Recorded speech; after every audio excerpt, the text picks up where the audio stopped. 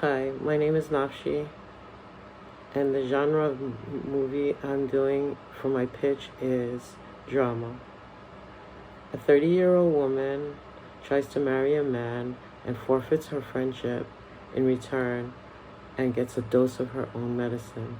The plot point opens where Onyx and Nicole, both in their mid-30s, are talking on the phone and scheming and making plans for a weekend getaway so they can end up in marriage with their new flavor of the month. Their boyfriends' names are Kennedy, who's mid 40s, and Paul, who's in his late 30s. And the plot opens up where they're at a cookout and everybody's drinking and smoking, and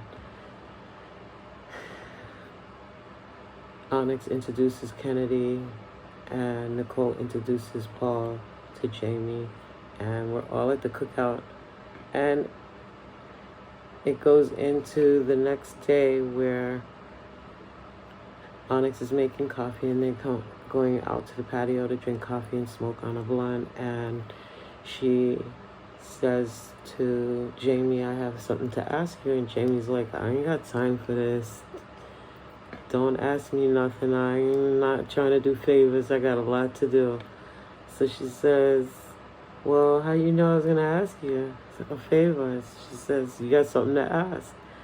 So Onyx says, well, I was going to ask, could you babysit for me next weekend so we can go on a weekend getaway with our boyfriends? And Jamie goes, all right, well, I'll look and check and I'll let you know and get back to you. Anyway, she ended up agreeing, and the mid-plot point goes where Onyx let Jamie in through the gate, and she gets in and she gets into the kitchen and she smells this odor that smells like a dead rat, and she's like, what is that smell? As she walks in, it smells like a dead rat. And she goes, oh, it's just a rabbit or something. And she goes, well, it doesn't smell like just a rabbit. So they're running around packing and getting ready to leave, and she's like, okay, we're leaving now, bye.